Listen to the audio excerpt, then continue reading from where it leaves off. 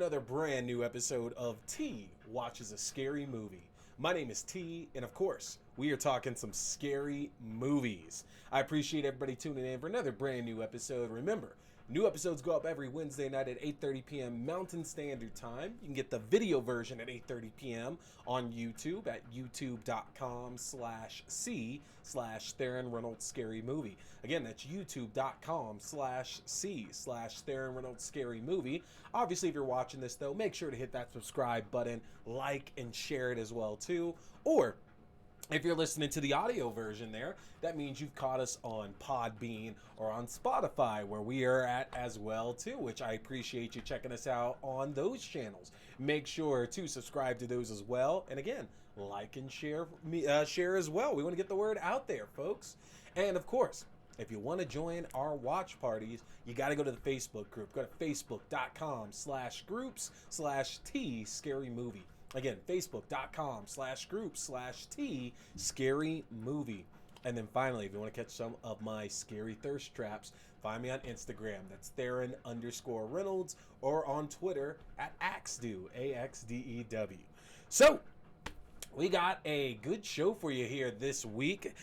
We are going to be talking the best of 2021. Yes, the time has come, folks. It is the last show of the year. It is time for us to look back and decide what were the top 10 of 2021. And for once, we're not actually going to talk about the worst. Kind of want to get away from doing that there, because I'm appreciating movies and series and the work people put in more and more. There's definitely shit that came out this year I was not a fan of, but we're not going to focus our time on that. We're just going to talk about the really, really good stuff. Now, with that, keep in mind, obviously, I'm not going to be able to talk about things that I just haven't seen. There have been a lot of really good horror films, shows, all that kind of stuff that came out this year that I just did not have the chance or the availability to actually check that out there. So keep that in mind. My list is comprised of the films that I've been able to review for you guys and been able to see separately, even if I didn't review, but they have to have been released in 2021. That is the hard, fast rule, which means that one of the films that I absolutely loved reviewing and watching earlier this year, Hunter x Hunter. Absolutely love that film. Fantastic ending. Great acting all around from everybody in it. I can't actually put on the top 10 of this year because it was released in 2020, even though I didn't see it until the beginning of this year. But I will say, Hunter x Hunter, you did slot yourself in as the third best film of 2020, the third best horror film of 2020 there. So there's that. So, we're going to get to that a little bit later there. We're going to talk about, I'm going to talk about some honorable mentions that I had for this year, and then we're going to get into the bottom 5. We're going to do 10, 9, 8, 7, and 6. Next week, I'll cover the top 5.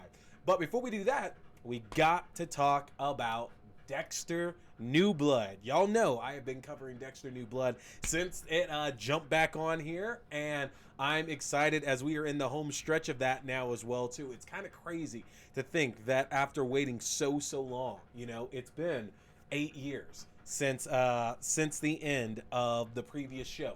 And we're now back in, we're well into New Blood. We're well into New Blood.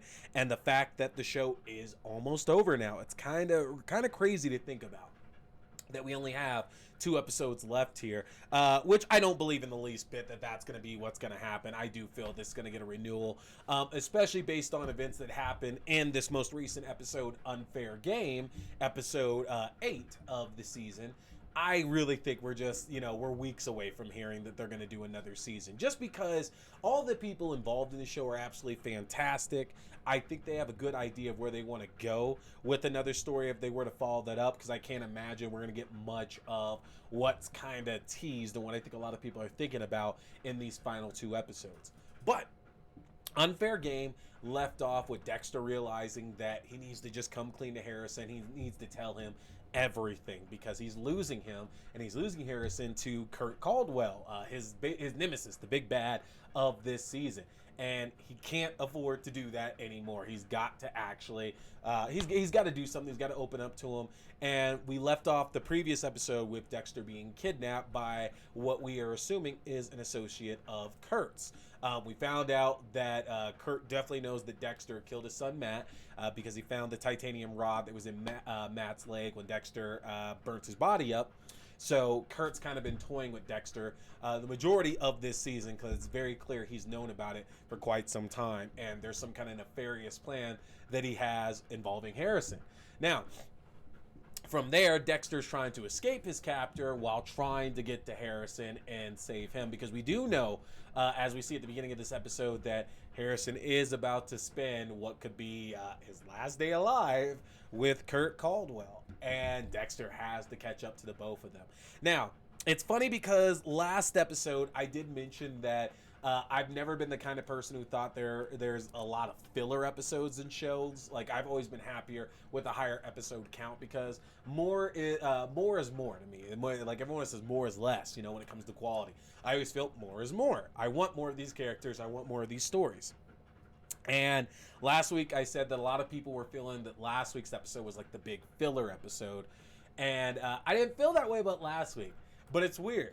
As much as I like this episode, Unfair Game, this definitely felt like they were filling it out. Just because the episode took place over the course of just a few hours. And looking back, I can't remember off the top of my head how the other 7 episodes of the season, what their time commitment has been. And has it been like just a day or two they've been covering an episode? But this episode only covered a few hours, and that's why I guess it felt a lot like filler, because the problem is that where we left Dexter and where we left Harrison, where we left Kurt, where we left Angela, there just weren't a lot of options of that. You can't really progress the story that fast, so there were parts of this that definitely felt like filler. Dexter being hunted down by Kurt's accomplice, and like them kind of drawing that whole thing out. That felt like a lot like filler, just because it's like, we know Dexter's going to get out of this. This guy is not smart. He's not obviously like any of the people that Dexter has faced in the past who actually did cause them trouble. He just happens to have a gun, and that's the only thing that put him above Dexter chasing him down. But more importantly, Harrison spending time with Kurt.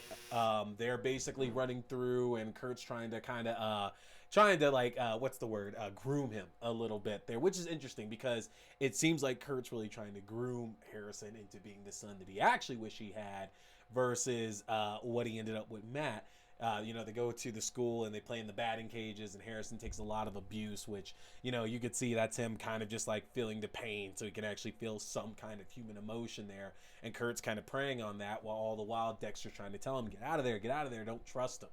And I don't want to talk a lot about the conversations between Kurt and Harrison, or eventually the conversation between Dexter and Harrison, because it's well worth the reveal. It's well worth the watch. We've been building up to it for a while, but man, those final just few minutes of Unfair Game. I love the fact they had built up that moment throughout the entire season. So when it happened and when it came out, and Harrison and Dexter are just like, there's finally some truth coming between the two of them there. Loved it. Absolutely loved it. Because Harrison's been open this entire time. And Harrison's been letting out exactly how he's felt and everything he's been going through. And Dexter's been the one who can't even leave breadcrumbs for him at all. So it's leaving Harrison just absolutely in misery. And so we got there finally. Dexter and Harrison had this conversation, and it was absolutely worth it. And I'm excited. That made me so excited for the next 2 episodes, especially with them showing some of the stuff that's going to happen in the next episode, some of these conversations that they're going to have. And I guess that's why I fully believe we're going to get another season, just because it seems that they've done what a lot of these series and movies will do when they finally revisit it, to where there's a couple ways this could go. And it doesn't seem like Kurt is smart enough to take Dexter out, so I don't think it's going to be Kurt. But I am starting to feel there is a good chance that Audrey might end up getting Dexter in jail, or she might kill Dexter, and that might actually take Dexter out, and we're left with Harrison. I do feel that is where we are going with this, is that Harrison could end up taking over for it, and Dexter could become his dark passenger. We'll see. But I kind of am starting to feel that's where we're going with this. But that's Dexter New Blood. Check it out on Showtime. We got 2 episodes left. I think we will get a new season announcement following the end of the series. I don't think it's going to happen before the last 2 episodes air, but I do think afterwards we're going to get a new announcement. So we'll see what happens. With that, though, it is time to talk the best of 2021. And there was a lot that came out this year, folks. I said it last year and earlier this year as well, but the one thing this pandemic has been really, really kind to is horror films, because more studios have been taking chances and they want to put them out because you don't have to make a lot of money with horror films. They're typically lower budget. You don't really have to worry about getting these like amazing reviews, because most horror films don't get these amazing reviews as it is. They're always very mid-range and everything. But horror had a really, really good 2020, and it's also had a really, really good 2021 as well too. So I've been super excited just to see where this was all going to end up at. And I was able to place it, and it sucks because like I had written it out last week and then I lost that. Like I deleted the message that I was writing this all out for. I was like, no, I'm never going to think of it again. But then it made it very easy because I remember what I really, really enjoyed coming out of this year. So we're going to dive right into it. I want to start with some honorable mentions here. And as I said, things like Hunter x Hunter aren't going to be included. The Nick Cage stuff like The Empty Man and Mandy and Color Out of Space, those aren't eligible either. Unfortunately, love those films, but unfortunately none of them were released in 2021, so I can't use those on the list here either. Talk about a few of my honorable mentions first. First of all, Wrong Turn. I really, really wanted to put Wrong Turn on my top 10. But there were just better films. This was not, this only didn't make it because there were better films. That's the case with all of my honorable mentions, is that there were better films that came out above those. They're all still really, really good. And Wrong Turn. I was not expecting to like that movie just because I'm a big fan of the original film with Eliza Dushku and Desmond Harrington from Dexter. I really, really enjoyed that film. Was not a fan of the majority of the sequels that got released for it, but I did respect what the series was doing because it went for 6 films, I believe. And, you know, the story of a group of young adults who happen to take a wrong turn out in the woods, and they end up running afoul of a group of inbred murderous cannibals. And that was the story of Wrong Turn. And if you read most of the reviews that came out about this reboot of sorts here, you would see that that was not going to be the focus. There weren't going to be any inbred cannibals. Could be some inbreeding, but there weren't going to be cannibals or anything like that. It was basically keeping the core concept of young adults end up in the woods and they take a wrong turn and they run afoul of a group of people who do not have their best wishes at heart, you know? I really enjoyed Wrong Turn, honestly. It felt like 2 movies, which I feel like I've gotten lucky with a lot of that in the movies I've been watching lately, to where the first part of the film felt very much like that Wrong Turn movie where all this bad shit's happening, all the characters, they're dying in all these horrible ways, whereas the second part of the film was like this epic action revenge thriller with our lead girl trying to escape and basically get revenge for everything that happened to her and her friends. And I thought it was phenomenal. I think it's great in terms of Wrong Turn as well too. They make some humorous nods to the original series and everything. Think about watching a movie with inbred cannibals and everything as well too. But it's just, it was really good. You know, it was not fun. I describe a lot of horror movies as fun, and this was not a fun movie because it's so, it's a downer. It's very, very depressing and real and everything. And I just had a lot of enjoyment watching it. I really, really did enjoy watching this film, honestly. So that definitely made it on. There just wasn't, it couldn't crack that 10 with a lot of the other things that were coming out. Also, Escape Room Tournament of Champions was another honorable mention. I love the Escape Room movies, honestly. The first movie came out, and I unjustifiably already wrote it off because I told myself this just gonna be, it's a PG-13 run-of-the-mill horror film from back in like the early 2000s. It's not gonna be good. There's no fun to it. And I really enjoyed the first Escape Room. You know, not much in the way of scares, but I did think it was a really, really enjoyable film, honestly, and I wanted to see more of that world. And color me surprised when Tournament of Champions was released, and that was just a really, really good movie, honestly. We even watched the alternate version or the extended version, whatever you want to call it, in our watch party, actually an all-nighter earlier this year, back in the summer, which changed actually a little bit of the story, which is interesting. I still think I like the theatrical cut more, but this is a series I really do want to see more entries in, honestly. I think if they kept cranking them out and they kept this core story going, I'd be okay with that. Really, really good. I'm excited. I'm hoping that the next one isn't going to be too far away. Usually I would have expected an announcement by now. I have hopes that we could see it next summer, maybe next fall. But give it to us. Give it to us, because it is a really, really good film. And then the last one I really, really wanted to mention was Zack Snyder's Army of the Dead. You know, some might forget that with Justice League, Zack Snyder's Justice League, releasing at the beginning of this year, one of our bigger pandemic releases we got. A lot of split opinion on that film. Honestly, I thought Justice League was fantastic. That he released multiple films this year. And we got Army of the Dead. And a lot of people were excited, one, because we got away from the DC stuff that Zack Snyder was doing. But then two, because Zack Snyder did, years back, a fun zombie film called Dawn of the Dead. And everybody remembers that Dawn of the Dead, you know, the upgrading or making it more timely. Zombies are running and everything. And it's a good movie. You can enjoy both the original Dawn of the Dead and the remake, honestly. But folks were excited for him to get back to the world of zombies. And we got some interesting lore that came out of this where, you know, there could be robots involved. There could be aliens involved as well, too. These zombies have some kind of intelligence, very similar to, like, George Romero's zombies in, like, Land of the Dead and Survival of the Dead and all of that now.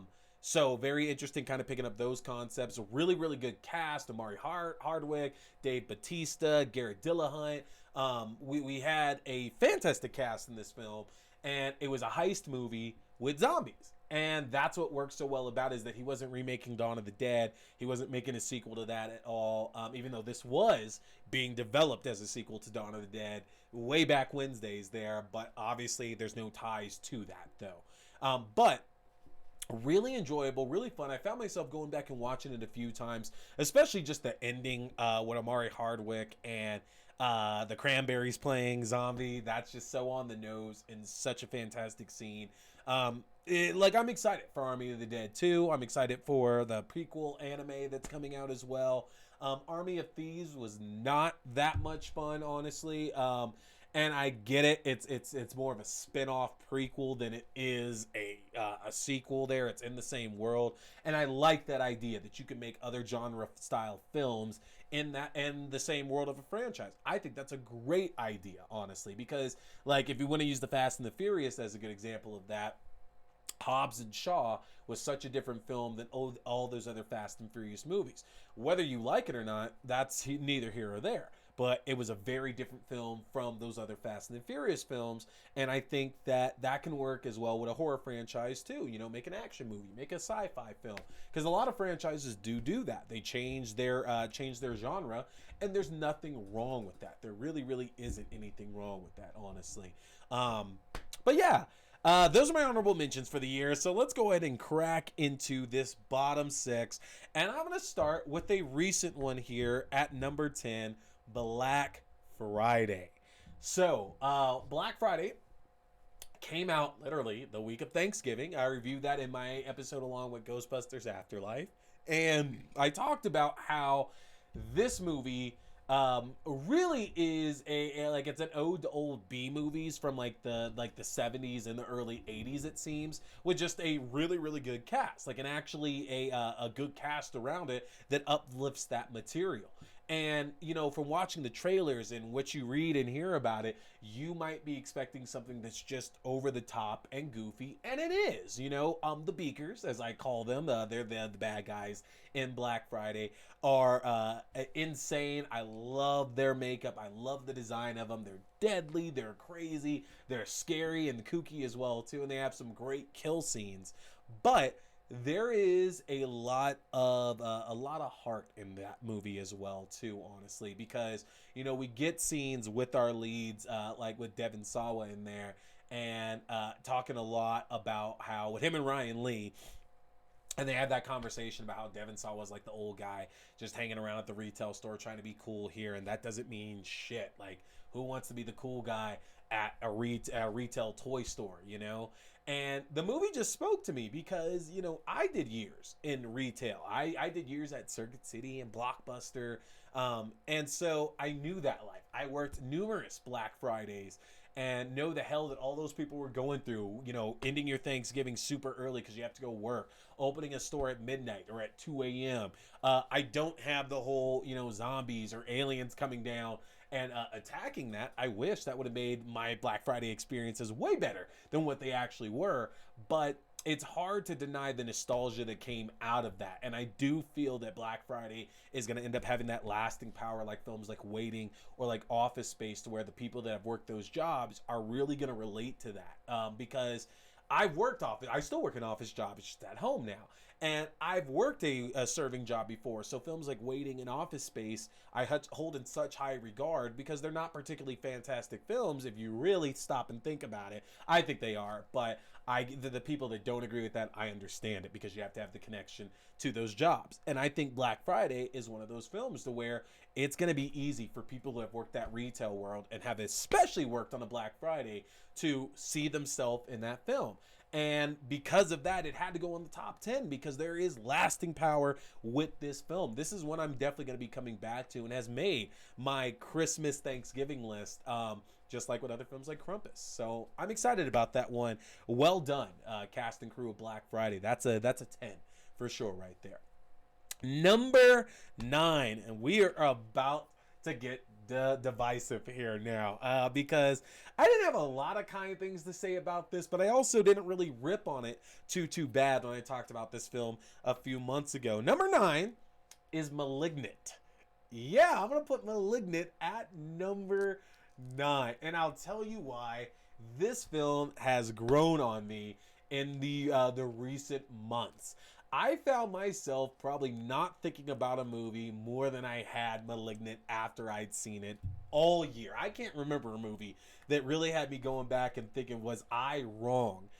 When I really had to go and think about it. And I felt that way with Malignant completely because it's so fucking batshit bonkers. It's insane. And James Wan knows what he's doing with this because kind of like Black Friday was, Malignant seems like very much an ode to the a lot of the French slashers and the French horror cinema that came back in the day, where it's super gruesome and bloody and it's violent and it's brutal, but it's also just over the top. It's almost like you're watching like an art painting of a horror film is the only way I know to describe it. And after multiple times watching that movie and then remembering how much I just enjoyed Gabriel's like crazy ass shenanigans in that film, it had to go in my top 10 because I really realized that this is one film that not only did I end up actually enjoying upon later viewings, but I realized that my dislike of it made me like it more, honestly. Like that it was such a hot topic for people this year that it felt weird not liking this movie, honestly. So, Malignant gets to be number 9 on the top 10 of 2021. And y'all, I'm going to try to link as many of these in the comment section and everything so you can go back and check those reviews out and everything as well, too. Because I do want you to see where my feelings and thoughts might have changed on a lot of these films from when I reviewed them back then to talking about the best of 2021 now. But Malignant does take 9. I honestly feel if you go back and give it a watch, you might laugh yourself through most of it. And I don't know if that's necessarily a bad thing, honestly. I really, really don't. Number 8, Spiral. Spiral from the Book of Saw. I raved endlessly about this movie when it came out. I've watched it multiple times since then because it really is the best Saw film. It really is both the best Saw film and coincidentally the worst Saw film as well too. If you go back and you check out my ratings for them, I'm pretty sure that I ranked Spiral as number 2. I think I ranked Saw 6 above it. I might have ranked Saw 2 above it as well too, but Spiral's in the top 3 there. And I said it was very clear why it needed to be in there, because it escapes what kind of held back most of the Saw sequels by trying to tie into that mythology and then going back and putting things into canon and then taking things out of canon and just trying to fill in those blanks. And I think that's the problem with retconning a lot of your story, is that if your story is already convoluted as it is, you can't really do more of that and still expect it to work. And I think that they did a great idea just leaving that, and there's still hints of the old, of the old Saw series, and we do have some links to John Kramer in here, but it's not really a lot. It's not like any of the other ones we got, even like Jigsaw was, because Jigsaw was an interesting film because it basically tried to set out to do kind of what Spiral did, but not as successfully, though. And Spiral, in a large way, really revitalized the series. I think that it left it open for a number of places that this series could go, and I am excited for another film, especially if they can follow up with this story, or even if they do intersect the ideas coming from Spiral into the ideas going into Saw. There's a lot of things to be excited for in this series, but it's absolutely a killer film. Honestly, the traps are so brutal and so gruesome and so gory and really, really fun. Honestly, some of the better traps we've gotten throughout the entire series. And even if you don't like the reveal of who the killer ends up being, even if you can guess that, 10 minutes into the film, which most of you should be able to guess who the killer is going to end up being about 10 minutes into the movie, I don't think that takes away from it at all. And it's interesting because I think I was talking to my friend Dave Roberts about this actually on Twitter recently, about how certain slasher films, you need to know who the killer is, certain ones you don't need to know, and they work one way or the other. And I think it's because we were talking about the fact that they're opening bets. BetMGM is doing bets on Scream 5 of who the killer is, and how that could either be ingenious or it could be one of the dumbest ideas you could ever do. And I feel Spiral, it's pretty easy to figure out who that killer is earlier on, and because the movie still works, that just speaks to the strength of what they're doing with that. So Spiral gets to come in at number 8. Coming in at number 7, another divisive one that y'all are either gonna be with me on it and think it should be higher, or you're gonna think I'm crazy and it shouldn't be on this list at all. At number 7, Halloween Kills. Yes, we got our 1-year delayed release of the sequel to 2018's Halloween. Now, if you recall, 2018's Halloween retconned out all of the sequels. So Halloween 2 up to Halloween Resurrection, none of those exist in the canon anymore. Halloween 2018 was a direct sequel to the original film, and Halloween Kills is a sequel to 2018's film. So right now, we have 3 films in Halloween canon. We're going to end up with 4 between Halloween, Halloween Kills, and Halloween Ends. Those are going to be our films at that point. Now, with Halloween Kills, I still understand, looking back at what some of the things I had said in my initial review of it, that it's gruesome. Michael Myers wraps up his highest body count in any of these films, I want to say, with the exception of maybe Halloween 5, because I think in Halloween 5 he murdered a lot of people, a lot of people in that one, especially at the end of that movie. So I want to say the body count in Halloween 5 was higher, but I have to go back and check that to know for sure. But the issue is that I think a lot of people didn't like that Jamie Lee Curtis was sidelined and not really the main character of this movie, which honestly is one of the better things about that, because it kind of serves the purpose of what Michael Myers was to a lot of us growing up, and what a lot of these killers and slashers were in films we saw growing up, because the whole idea was that these killers were always after young teenage girls, babysitters, things like that. And then as we got older, they started adding gravitas to killers and things and their motivations, especially when it comes to Michael Myers. Michael Myers, in all his different continuities, has had so many different motivations for why he's doing what he does. And with Halloween stripping this canon of Halloween stripping most of those ideas away, the idea that Jamie Lee Curtis's Laurie Strode isn't necessarily Michael's goal is ingenious, because there is no connection between the two. She just happened to be a random teenager who was home the night that Michael returned to Haddonfield all those years ago and was basically in his path. in his way. Other than that, there is no connection between Michael Myers and Laurie Strode, and I really do enjoy that. I think all the different continuities and storylines and things like that work. You don't have to choose one, because that's the joy of owning these movies. You don't have to choose when you go with the continuity that you like, because I'm a fan of the Cult of Thorns storyline personally. I think that storyline makes the most sense in my mind. But I like what they did with the Halloween Kills. I like putting more of a focus on characters like Tommy Doyle and the rest of Laurie's family. I think I think that's a great idea of how to treat this series rather than just focusing on Laurie. And I think that humanizes Michael a little bit more, weirdly, where you might think it doesn't, because Michael really is just this mindless killing machine who he just wants to go home. Like, it seems very clear that the concept here is that Michael wants to go home, get the fuck out of his house, get away from him there, and then let's see what happens. Because in both the original Halloween and now in Halloween 2018 and Halloween Kills, that's seemingly been the goal here, is that he's just trying to get home and there's all these people in his way. Now, what he wants past that, we don't know. And hopefully we get to find that information out in Halloween Ends. But I do think that Halloween Kills is better than people give it the credit for. There's a lot of really good storylines, especially concerning Michael Myers, that they chose to make with this movie. And if Halloween Ends can stick the landing, it's going to end up being one of the more ingenious horror series out there that we have. It will rectify a lot of the mess that people believe that this series really, truly does have. Which I don't think it's a mess. Again, I think you can pick and choose your timelines. This is not Texas Chainsaw Massacre, which is messy as hell in my opinion. But again, I understand it's either going to be the top for people or it's at the very, very bottom of the year for people. So, number 6, and the last one I'm going to mention here, Fear Street Part 3. Fear Street Part 3, Fear Street 1776, I believe is what it is as well, too.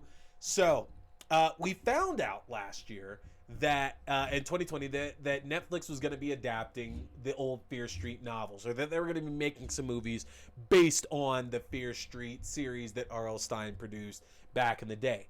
Now, it was going to be completely different from like Goosebumps, because if you recall, Goosebumps was aimed towards kids, honestly. Like, it was horror, but it's aimed towards kids, and that's what the two movies did as well. Whereas Fear Street was always more so, it was the young adult crowd. It was the screams. It was the I Know What You Did Last Summer, things like that. Towards bloodier, it was a bit more violent and everything as well, too. It wasn't really for your young crowd.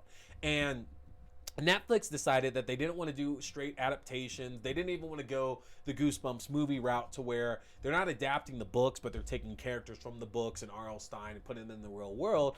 They just decided that the idea here is really that it's telling a story set in Fear Street, basically, okay? There doesn't have to be much more connections than that, and honestly, that really, really worked. The first film was a really fun supernatural slasher film, honestly, that we didn't get the supernatural aspect till later on in the movie, but it ended up being really, really enjoyable and a really secret gem, especially in 2021, because I don't know if it should have been as good as it was. I do feel they took a dip, and I still feel that way with the second film, that Fear Street Part 2 was a dip in quality of the 3 films altogether. But I already talked about on this episode how a Wrong Turn, one of my honorable mentions, felt like 2 movies in one.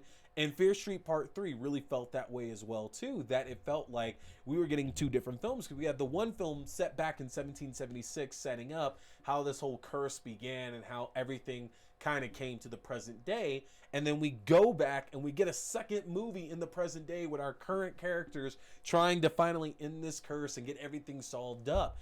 And I love that, because I had so much fun watching it, to where I was cool with Fear Street Part 3 ending after the old part, even though we didn't fix what was happening in modern times. Because remember, we went back to explain the story of what was happening to everybody back in the 80s, I think that was Part 2 is where it was set at, and then going back to tell us how the curse got set up.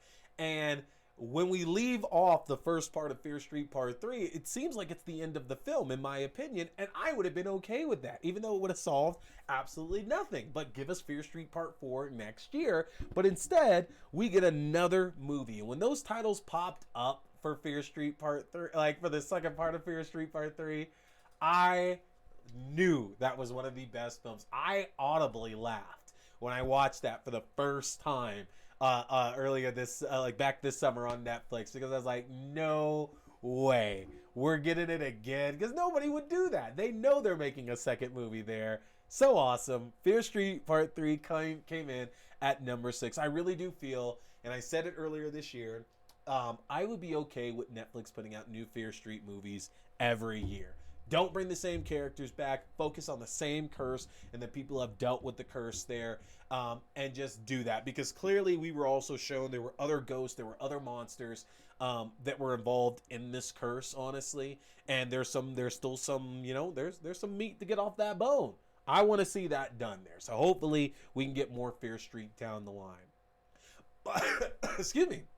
But that's our bottom 10 of the top 10 of 2021, y'all. Yeah. Again, just to cover that for you one more time. At 10, we had Black Friday. At 9, we had Malignant. At 8, we had Spiral. At 7, we had Halloween Kills. And at 6, we had Fear Street Part 3.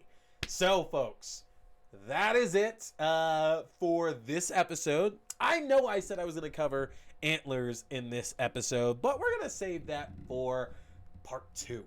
So, part 2, because I won't be reviewing Dexter in the next episode because I'm going on vacation. So, instead, I'm going to go ahead and we're going to talk Antlers and finish our top 5 in the next one. So, that's going to do it for now.